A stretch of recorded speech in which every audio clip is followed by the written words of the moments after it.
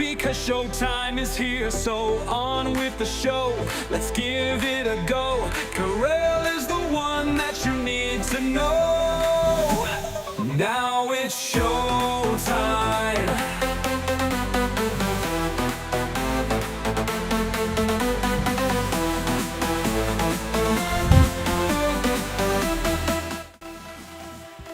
It's time to play that fabulous new game, Throw the Admiral Under the Bus. And America is like whitewater rafting these days. We will talk all about it today, child. Don't go anywhere, girls and boys and everybody in between. Uncensored, unfiltered, unhinged. It's the Karel Cast. Listen daily on your favorite streaming service.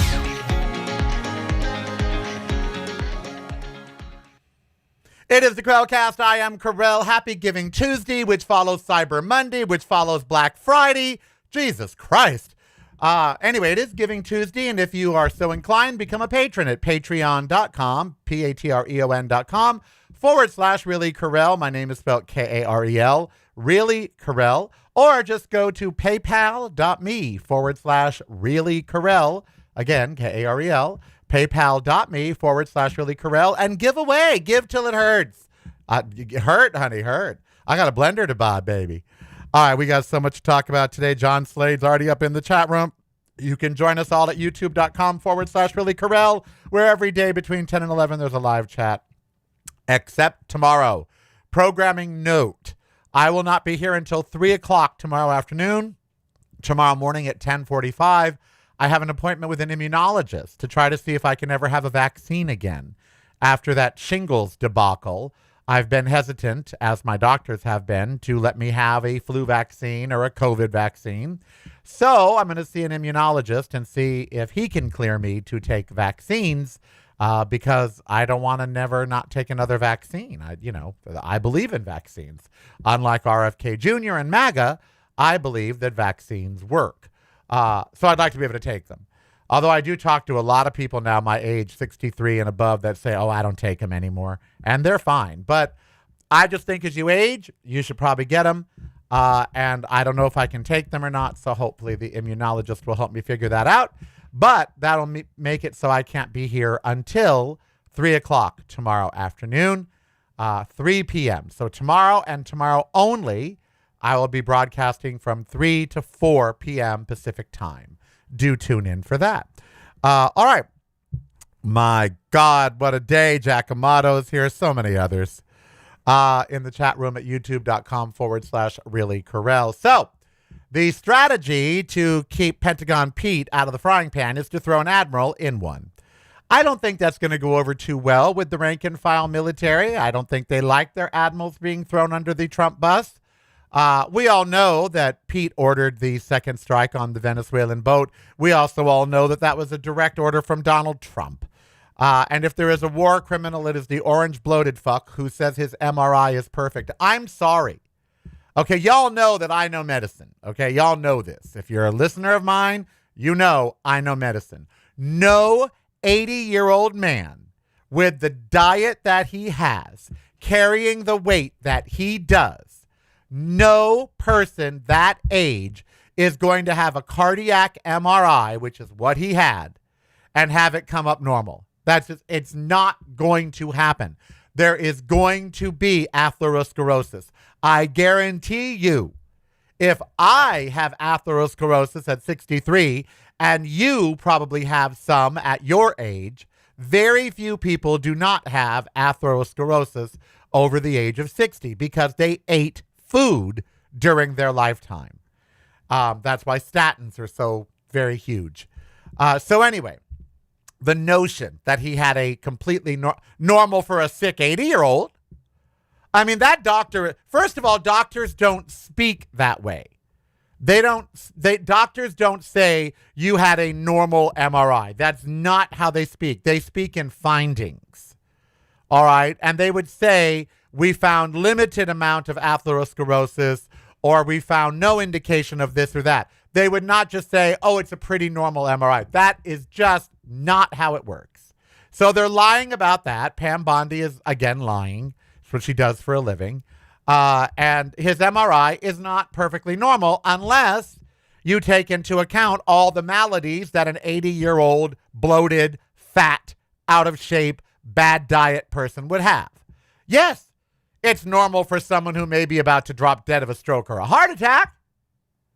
So I would need them to define what is their criteria for perfectly normal for MRI.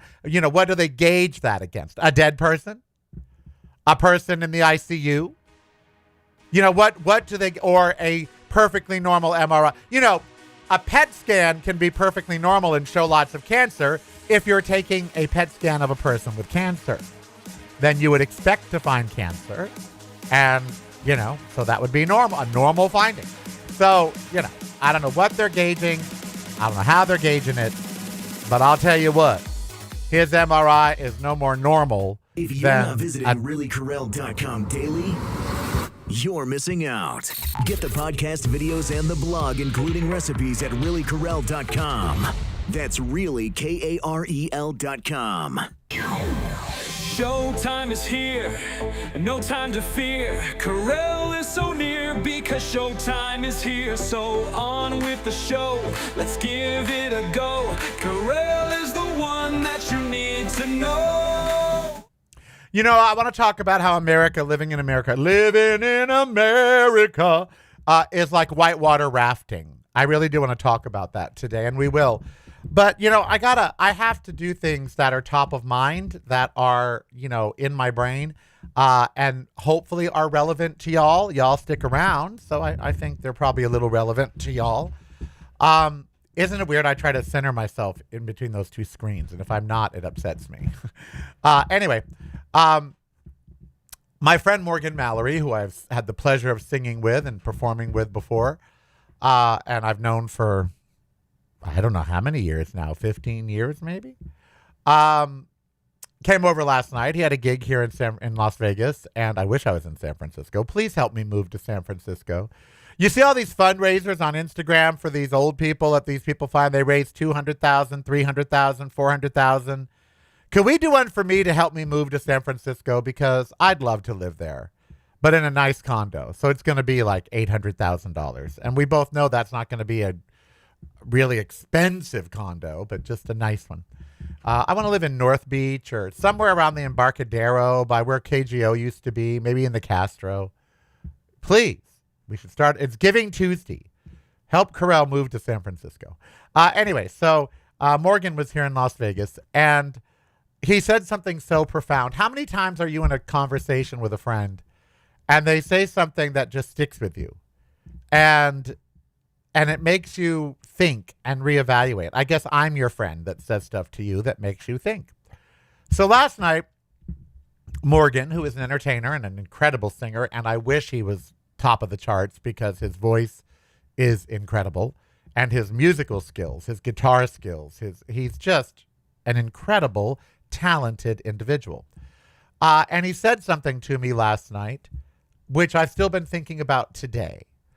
He came over. He brought a bottle of vegan wine. God bless him. He didn't know I don't drink anymore because of my AFib. I had a sip. It was good.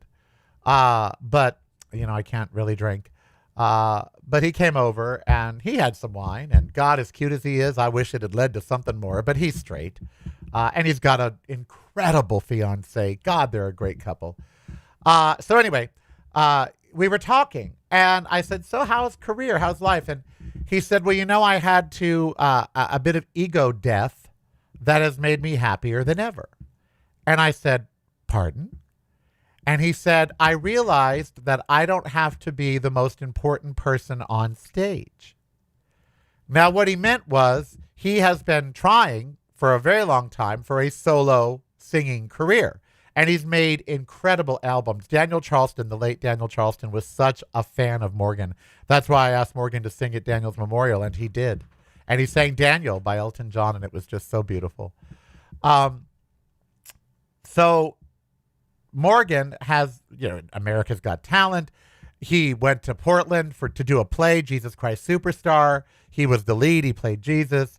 He's done musical theater. He is a marvel. He is a talent.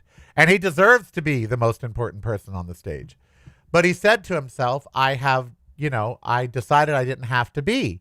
And I could play bass in other people's bands and help them with musical direction and still have a ball and not have to worry about being the headliner, being the person in front of the band, getting those gigs. Someone else can book those gigs and I can be in their band and I'm having a ball.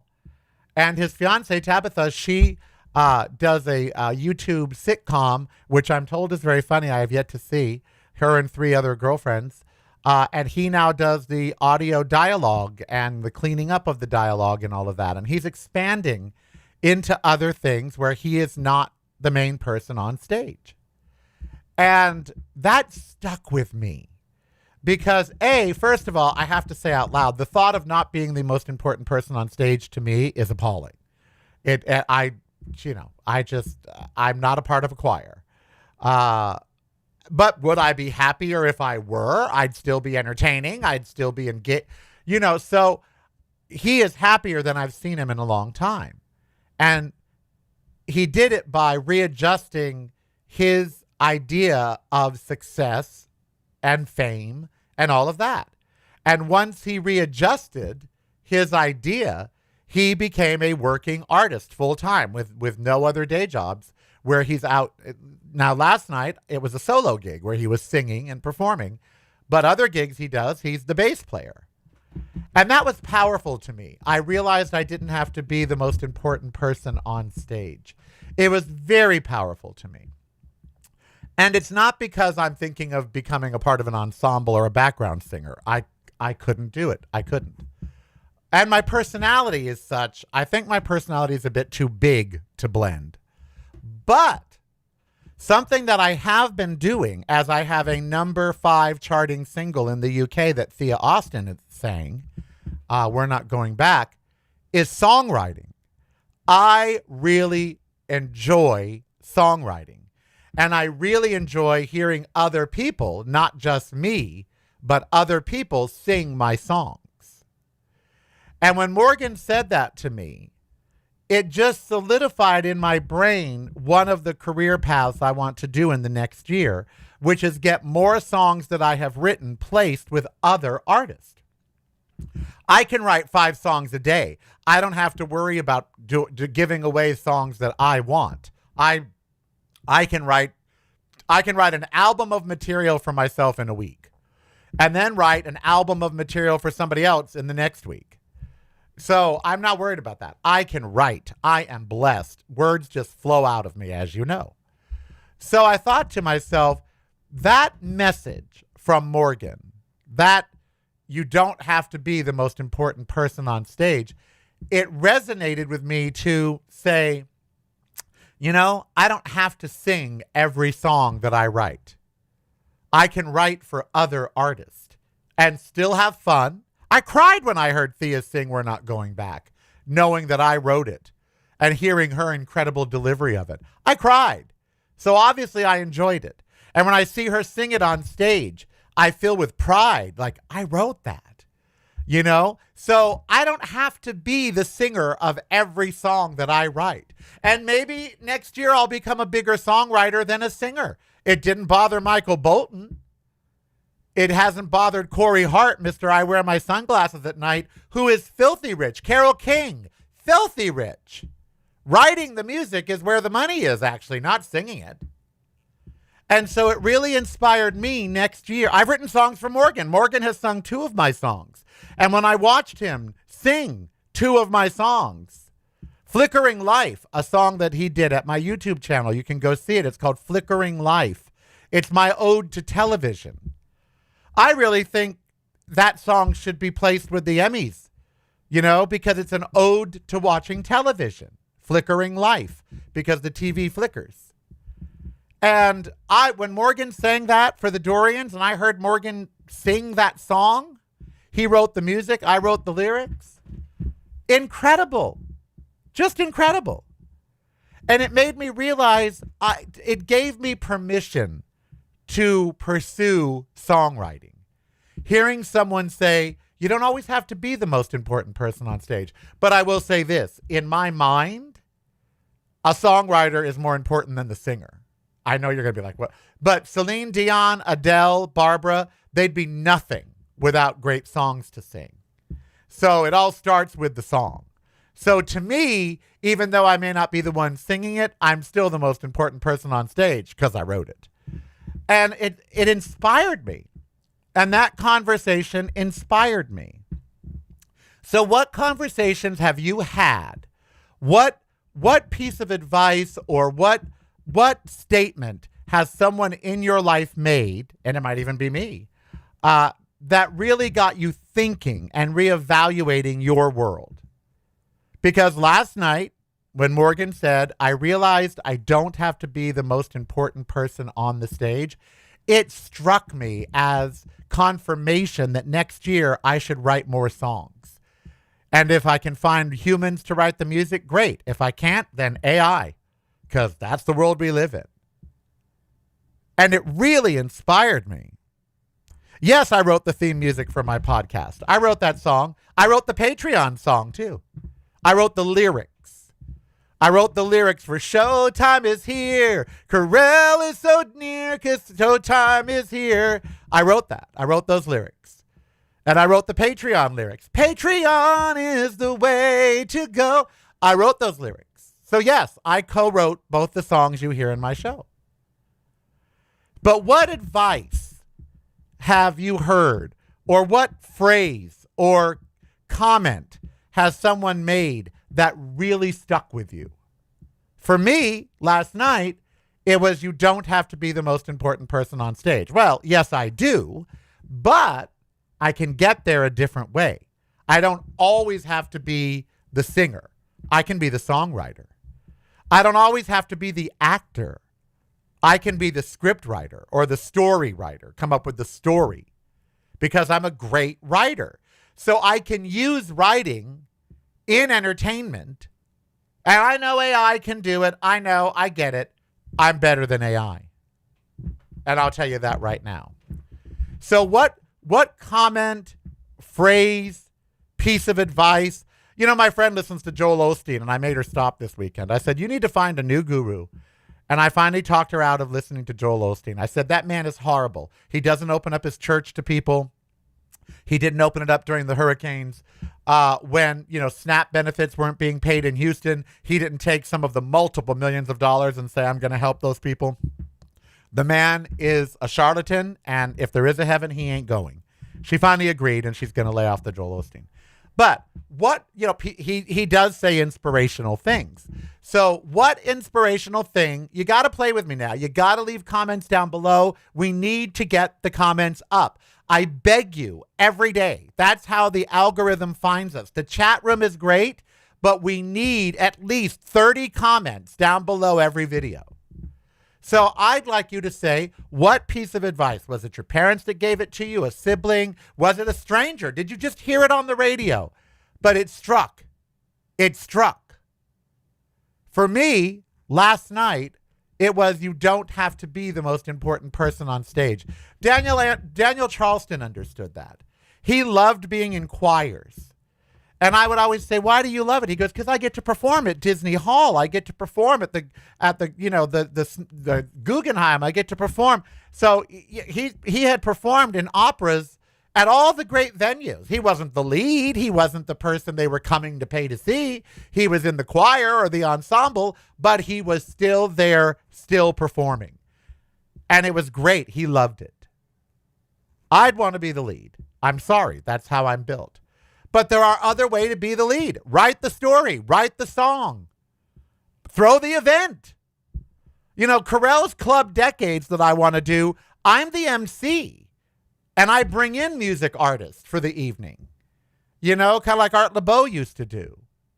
So what piece of advice or what did you hear, whether it was years ago or now, that kind of made you reevaluate your life or validate something that you were feeling? For me, it's, you don't always have to be the most important person on the stage. That's powerful. That's very, very powerful. And I want to know what powerful things you have heard in your life that changed the trajectory or confirmed to you you were on the right path. I'd love to hear from you. Put the comments down below. Text me at 702-850-0507 or leave a comment down below on Patreon. What? Tell me, baby. Tell me, please. All right, let me check the chat room for that too. Karel, did you write the? Yes, I did. I heard someone say the loudest man in the room is the weakest. The quietest man in the room is the strongest. Yep, that's often true. Yep. Yep. I can't recall specifically what someone said to me, but I'm continually inspired by people that are over 50 or 60, reinventing themselves or rediscovering their creative talents and exploring new. That's me. That's what I'm doing. Over time, you spend too much time thinking about what you need to do and not enough time doing what you need to do. Oh, that's good. That's very good.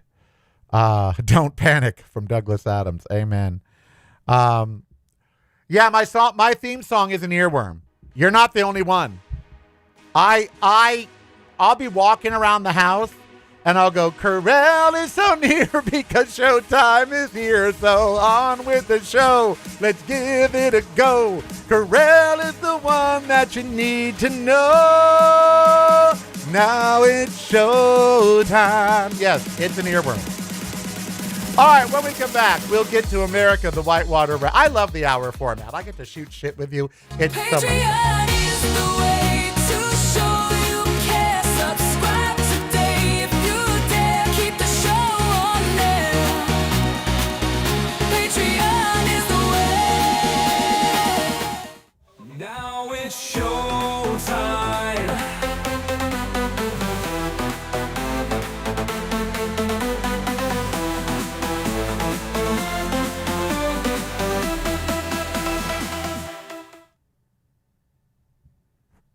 All right, we are back.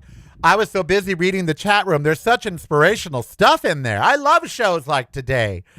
James Schnabel, a senior grad student concurrently enrolled in med school, said, Jim, why get a doctorate and work in a lab when you can also get an MD and run the whole thing? Amen, sister.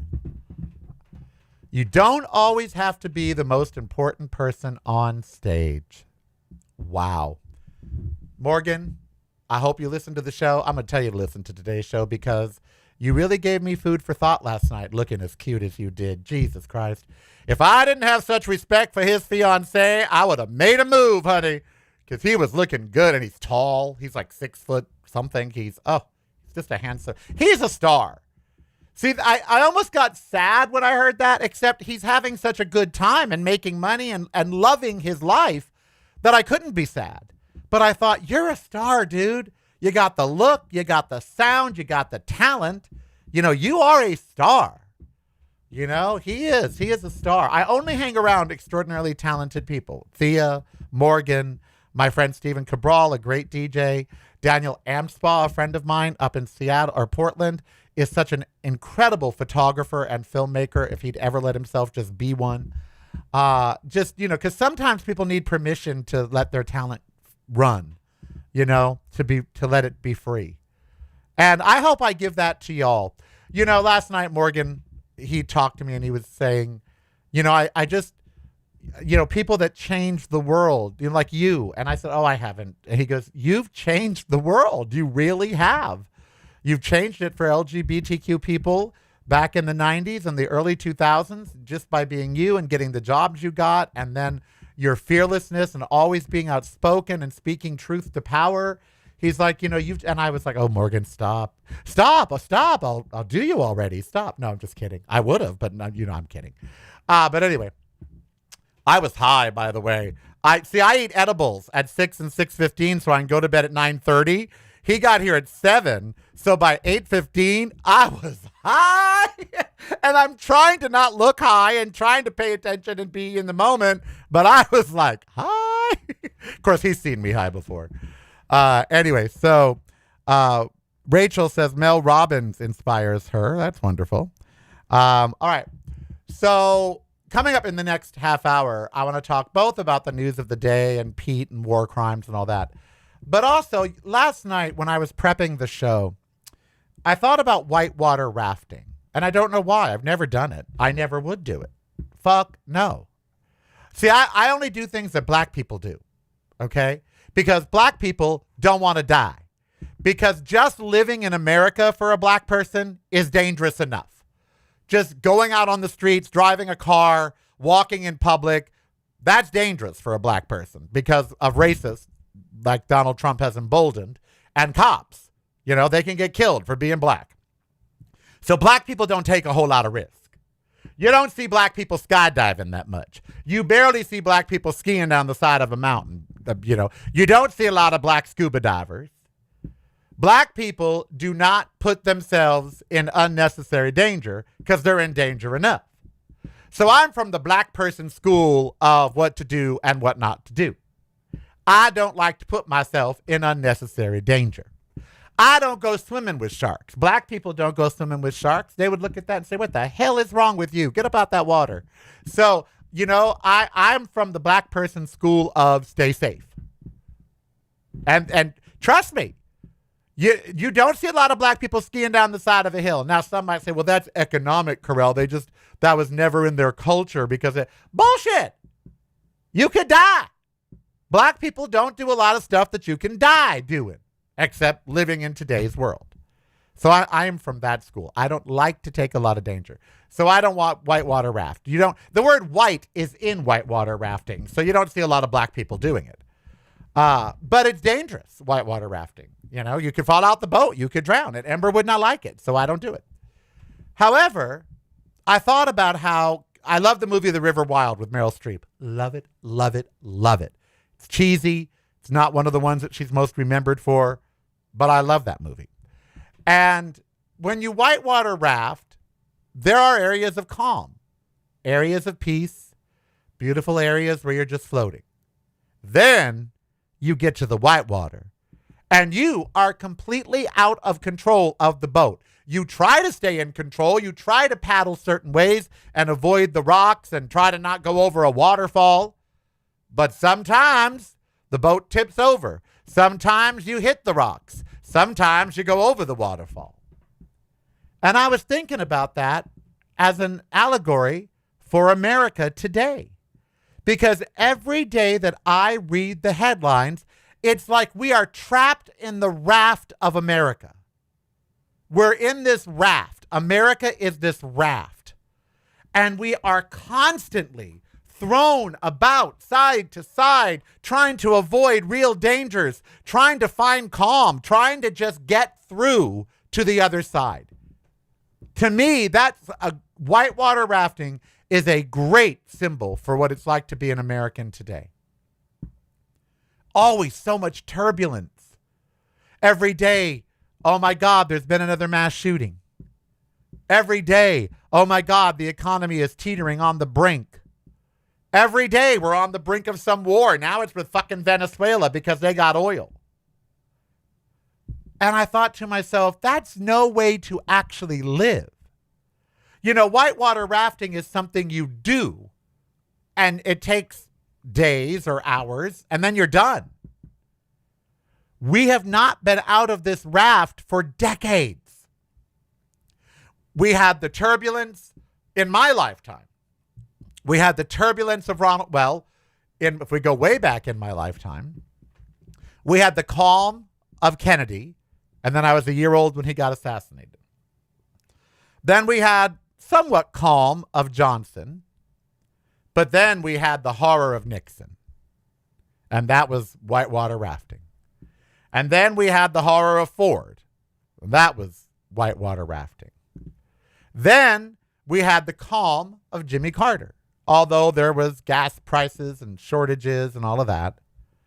Then we had the turbulence and horror of Ronald Reagan, which included some waterfalls. Then we had George W. Bush. That was war. We'll keep talking about America, the whitewater raft, when we come back, and how to find peace and security in it. How to not fall out the boat. Although if you don't get in the boat, you won't fall out. I'm telling you, the black person school of safety. It's broadcasting from a completely different point of view. Yours. Listen daily to the Karel Cast on your favorite streaming service.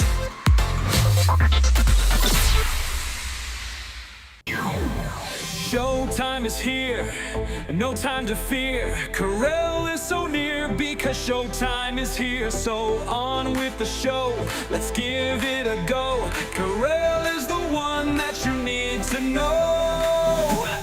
Now it's showtime.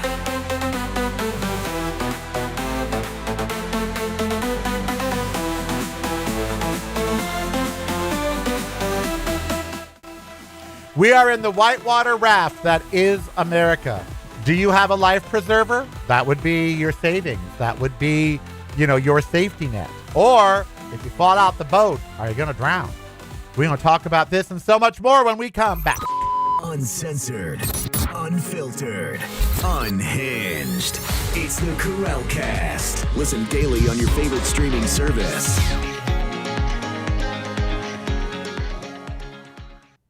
Welcome to part 2 of the Karel Cast. I am Karel. Speaking of earworms, every day I wake up with a song in my head. Every day. Every single day. And today's Cooking with Carter. Follow him on Instagram. Today will not leave my head. And it's my song, which comes out December 6th, which I'm going to need you to play. I'm going to need you to pre-order. Those links will be available today. It's called I Dance Because. And I got all 12 mixes last night from the label. There's 12 remixes of the song, done by some pretty famous remixers. And I listened to them. So now today, all I'm hearing in my brain is, I danced because we did. I danced because we could. I danced to show the world. I danced to show the good. I danced to feel you near. I danced to hold you dear. I danced to be the light. I danced to honor nights. On days that sadness wins. On nights it seemed too cold. It's in my head, 'cause it's you I want to hold. So that's my own song is my earworm today. I danced because we did. So go listen, go get it, go pre-order it, all of that. Karel, Karel, I Dance Because, comes out in 4 days. I'm going to need your help with that.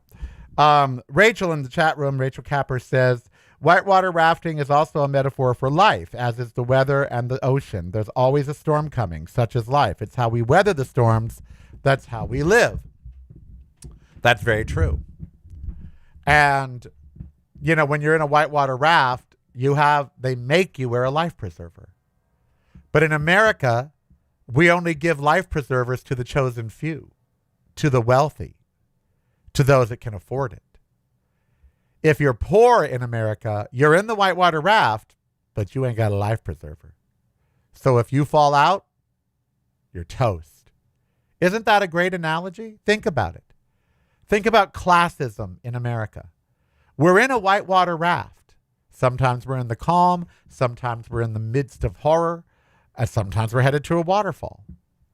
And it's mostly survivable if you have the tools. Do you have an oar to try to steer you away from different things and push you away from things?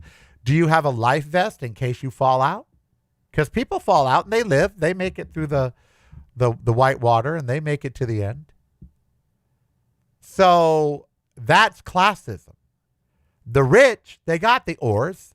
Hell, some of them have a motor.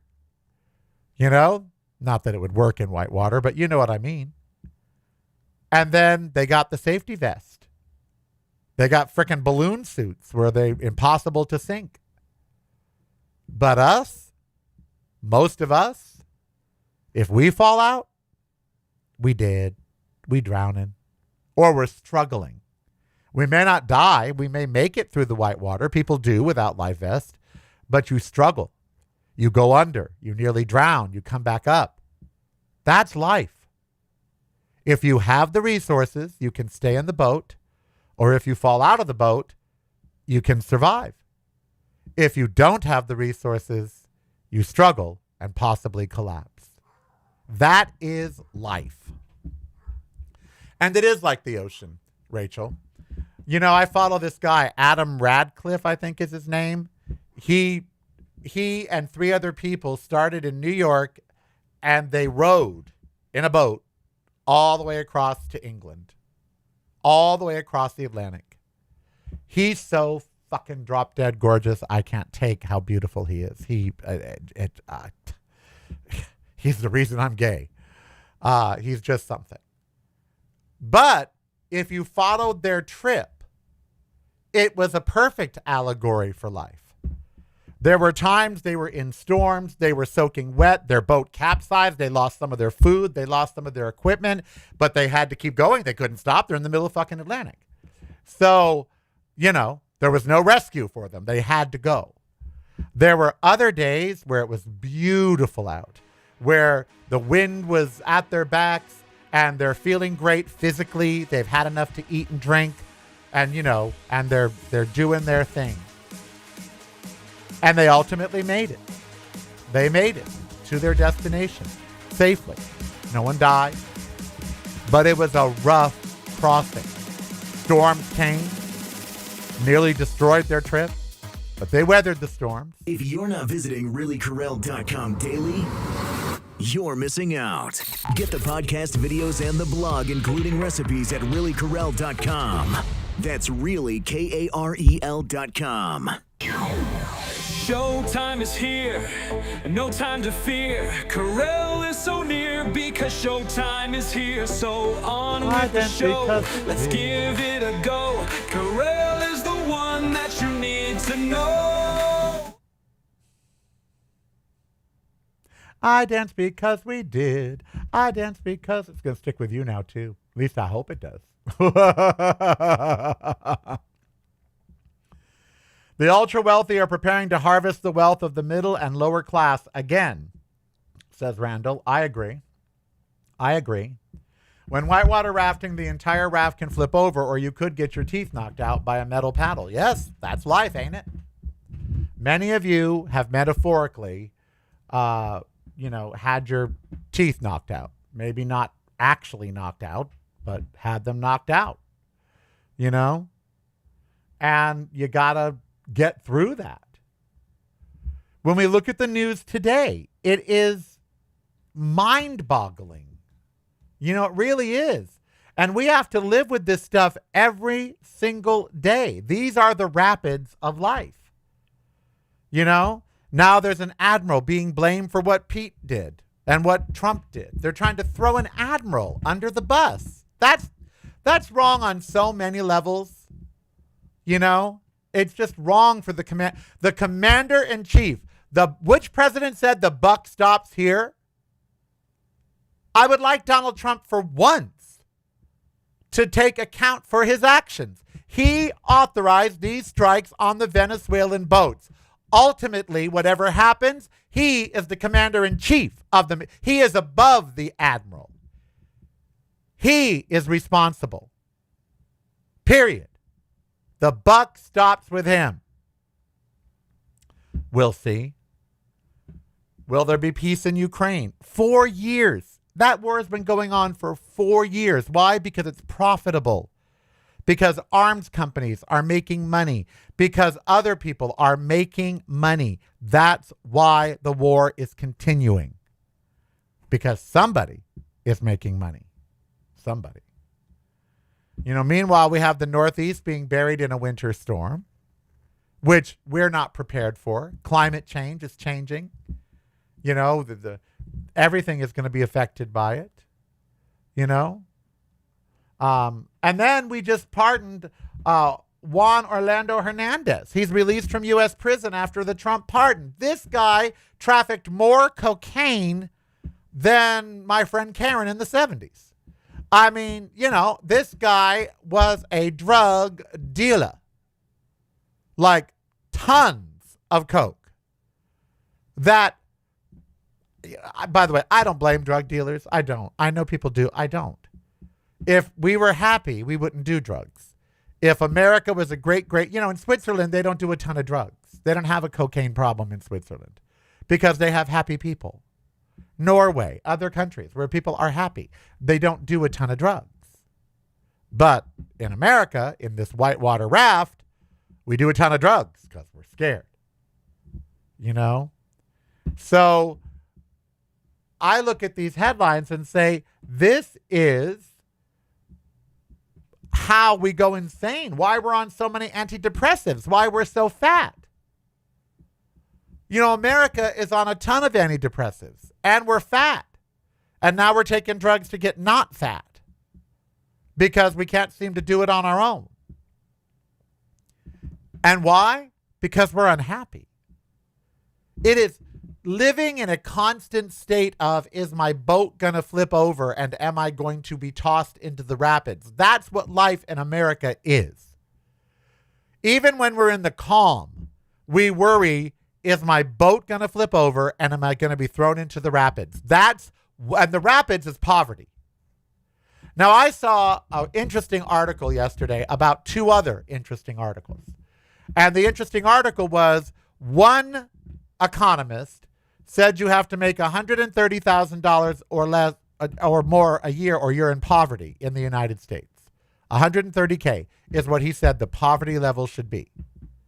And another economist wrote, no, that's kind of high. You know, that's not really what it should be. And the other economist said, if you take all these things into account, it really should be about 30% less. Well, 30% less is about $90,000 or $92,000. And that economist agreed that the poverty level in America should be about $90,000. Because if you don't make that, you do not have enough money to pay all of your bills, put 1/3 of your money away for savings, have a rainy day account, and afford a car that you don't get on a 10-year loan, afford a house that you don't get a 50-year mortgage for. So poverty in America is basically $92,000 a year or below. And that's most everybody. Meaning most of us, if we get thrown into the rapids, it's going to be rough. And we may drown. We may go under. And in America, going under is losing your home, losing your car, losing your job. That's what going under the water in America is. Losing your ability to take care of yourself, to feed yourself. And we all worry about that. Unless you have $1 million or more, you worry about going into the water. I certainly do, and I know most of you do. And part of that is because as a country, we have not set up a system where if we go in the water, someone in the boat's there to give us a hand back in. That's where social safety net programs are supposed to come in.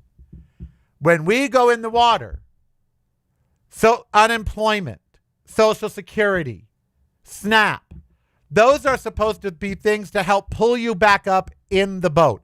In other countries, unemployment is 80% of your previous income. When I left KFI and got fired, or when I got fired at KGO the first time, my income went from $125,000 a year to less than 30 on unemployment. Now, that's not a hand back into the boat. That's not. That's barely a flotation device to keep you afloat. Because we blame people for falling out of the boat in America. We blame people for winding up in the rapids. We blame them. It's your fault. It's not their fault. It's the economy's fault. It's the way the system is set up. It's capitalism's fault. Most people that end up in the rapids don't end up there willingly. Something big happens. Oh, boy. What a show today, huh? What a show. So we could talk about fun things for the rest. I mean, there are so many horrible stories in the news that we could talk about. You know, I love the Guardian's headline, Trump administration selling out Admiral to shield Hegseth over boat strikes. Yep. These people have no loyalty. They have no fidelity. They'll throw whoever under the bus to save their own skins. They're not nice people. No other way to say that. They're just not nice people. They have no loyalties. Ukraine. Here we have people discussing the end of the war that aren't involved in it. I mean, if Zelensky's not at the table, why is anybody talking to Putin? You know, excluding Zelensky from talks about the future of his country, that's pretty screwed up, if you ask me. So that's the whitewater that we have to navigate, because it's your money. Like I said yesterday, Trump spending $70 million of your dollars just to golf. It's your money. You're not being able to spend it. I have to tell you, in an item you may or may not have seen in the news yesterday, Luigi was back in the news. Because half these people that do these big crimes, we never hear. Like the guy that shot Charlie Kirk. Have you heard anything about him? Like at all? Do you know if he's gone to trial? Do you know if he's had a preliminary hearing? Do you know if they definitively linked the weapon to him? Have you heard anything other than the fact that his wife has now recorded a song? Oh, yeah. Maybe she'll perform it at her halftime show that they're doing. Really, have you heard anything in the news about the shooter of Charlie Kirk? Nope. Because that was staged. Charlie Kirk was assassinated by MAGA. And they don't want to admit that. It was an assassination to divide the country even further. And I know that someone in the Trump administration had their hands in it. I know they did. It's Occam's razor. You know, that is the easiest explanation. Not that some rando got a shot off from 600 feet or however long, 300 feet, 600 feet, I forget which. You know, one shot. If he hated people so much, why not shoot up the crowd? And then he disappears. But Luigi, he's back in the news, and he looked good. I can't help it. I know he's a killer, but oh my God. If there was ever an agency that represented killer models, he could be their star client. He looked good. They're trying to have the gun and his notepad excluded. And if they do, the prosecution has no case. And the reason they say they should exclude it is they were in his backpack.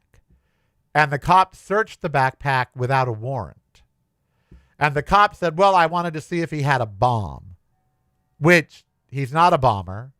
There was no bomb at the scene. There was no bomb in his backpack. That was just a feeble excuse to do a search without a warrant. And so if the judge throws out the gun and his notebook, then Luigi could walk because they would have no definitive proof that he was the killer. You cannot tell on the video, and they released more video yesterday. You cannot tell on the video that it's him. You can't. He's wearing a hoodie. His face is covered. You can't really tell that it's him. It could be another gorgeous model that just happened to be in the area. So, yeah, it's very, very interesting. All right, don't forget the chat room is live at youtube.com/Really Karel, patreon.com/Really Karel on this Giving Tuesday, paypal.me/Really Karel if you want to just give a donation to the show. Feel free.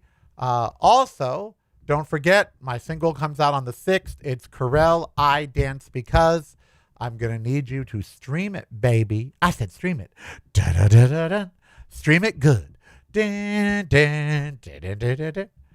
So please go and stream it and leave your comments down below. So far, you're commenting on what piece of advice or what, did you hear one day that just really stuck with you? For me, it's you don't have to be the most important person on the stage. That really stuck with me. Really did. And also, the whitewater rafting of America. How do you survive the rapids? How do you do it? Some of you tune out. Some of you lay down in the boat. Quite frankly, you just lay down and hope to weather it all safely.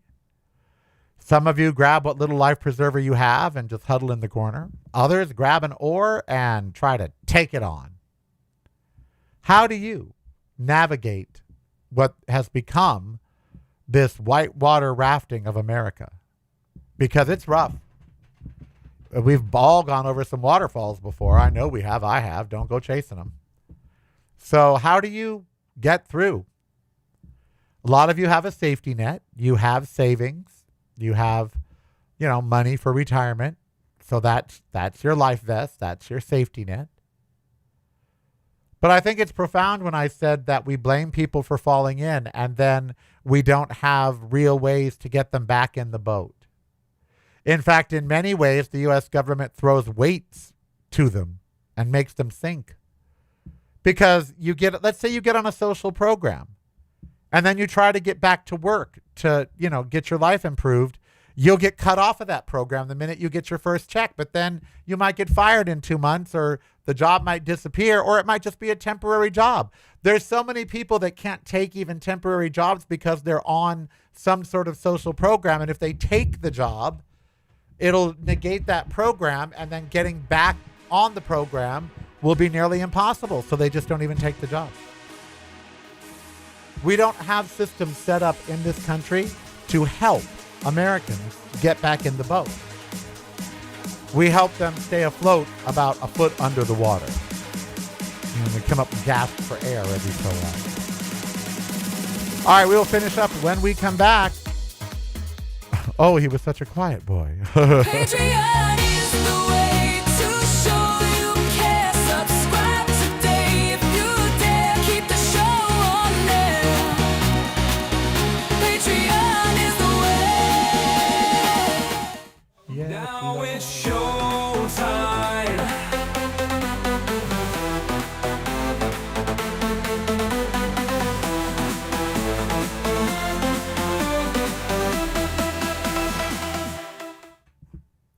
You're right, Granny. Warrantless searches are okay with this administration. They don't care. What do they care? Who needs the Constitution? They don't. They ignore it, which is sad. It's very, very sad. We're not only in white water right now, we're in toxic water. We really are. We're in a whitewater raft and we're surrounded by sludge. That's what Trump has done. He's polluted everything. It's funny, I was going through the presidents earlier that I lived under, and how they shook up the stream, caused rapids. I remember Reagan and AIDS and the economic policies that made today possible for the rich, when the nation started to then covet the rich. And now you have so many people that are poor that protect the rich, protect the billionaires. There shouldn't be billionaires. They should not exist. No one needs $1 billion with a B dollars. And when you get that much money, you're no longer connected.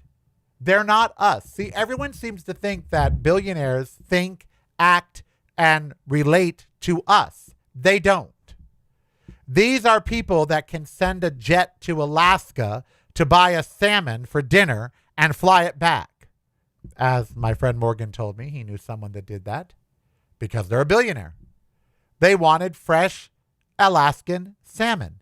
So they literally sent a private jet in the morning to Alaska from LA to get a salmon and bring it back for a late dinner. And thought nothing of it. Didn't think about the harm to the environment. Didn't think about the cost. Thought nothing. Why? Because they're billionaires. They don't think that way. To them, that's perfectly normal. You mean everybody that wants salmon doesn't send a plane to Alaska? I know people in California that ship in food from New York every day. Why? Because they're billionaires. They want it, they get it. Screw the environment, screw anything, doesn't matter. And if they were multimillionaires, they could still do that. If they had 500 million instead of $1 billion, they would still be able to do that. Their life would not suffer. But we seem to think it's okay to let billionaires exist because I guess we all believe that one day we're going to be one. We're not. I mean, you have a chance, just like you have a chance of being struck by lightning or dying in a car crash, or being shot out in public. In fact, your chances in America are greater of being shot in public than becoming a billionaire. And that's the truth. I looked it up. The odds of you becoming a billionaire are greater than the odds of you being shot in public. Think about that. And so this whitewater raft that we're in, the water around us right now is toxic, and it didn't just become that way. Reagan helped make it that way. George Herbert Walker Bush helped make it that way. George W. Bush helped make it that way. Richard Nixon helped make it that way. And then you have the presidents coming along that want calm and peace and unity and to work together. The Obamas, the Clintons, and they're not perfect. Clinton was not good for gays, and Obama did drone strikes that I did not approve of. And, you know, Biden, I can't really think of anything he did except wander. I know that sounds odd. I know Joe Biden did a lot in his presidency. I do. I know that he accomplished quite a bit. But his frailty overshadowed it. Although he looks healthier now with prostate cancer than Donald Trump does with his normal MRI. And why can't hackers, you know, they can get our information from the most secure places. Even the U.S. government has had leaks of information. Why can't Anonymous or some hacker hack into Walter Reed and get his MRI results, the real ones, and release them? Why aren't those public records? Why does HIPAA protect a president's medical records? I mean, I don't know as an employer if you have the right to see your employees' medical records, but when it's the leader of the free world who could lead you into nuclear winter, I think that changes the situation a little bit. I think they should actually have to release the report and the images. Why not? Well, because that's his private health information. His health directly affects the path of the United States and the world. I think that usurps any kind of HIPAA protections, if you ask me. What do y'all think? Yes, the top tax rate in 1955 was 91% over $200,000. Absolutely. After World War II, any money over $200,000 was taxed at 91%. And what do you know? From World War II until now, the rich still got richer. It was who that changed that? Anybody? Raise your hand. Do you know who changed that tax rate from 91% down to 31%? Anybody? Anybody? Anybody? Anybody in the chat room? Raise your hand. Do any of you know who changed the tax rate from 91% on any income over $200,000 to 31%? Anybody? Anybody? Anybody? I'll give you a hint. It was in my lifetime. Anybody? I'll give you another hint. Ding dong, the witch is dead. Anybody? Ronald Reagan. Reagan's the one who changed that tax on the rich because he had a lot of rich friends. They were tired of paying 91% tax or having to hide their income. I just read an article this morning that they want baby boomers to start giving away $19,000 in gifts because you can do that without a tax implication. So they're saying baby boomers should give all their children 19 grand, they're saying baby boomers should start giving people $19,000. If you're a baby boomer and you want to give someone money and you want to give me $19,000, paypal.me/Really Karel. I will take your $19,000. Give it up.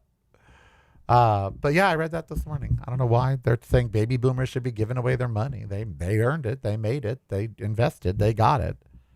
This notion that boomers need to start spreading their wealth. They shouldn't hoard it. I mean, they should spread it out a little to their kids, their grandkids, that sort of stuff. But some aren't. I hear that some boomers are not giving their kids their money. They're not See, if I had kids and I had money, my kids would have money. I'm not one of these, oh, no, they have to earn. No, they'd have money. I am Karel. Be who you want to be. So don't hurt anybody. Remember, tomorrow's show, 3 o'clock. 3 o'clock tomorrow because I have an immunology appointment at 10:45 a.m. tomorrow. So 3 o'clock. Be who you want to be. So don't hurt anybody. We will see you tomorrow at 3 o'clock. We go back to 10 a.m. on Thursday. Okay? See you tomorrow at 3. It's broadcasting from a completely different point of view. Yours. Listen daily to the Karel Cast on your favorite streaming service.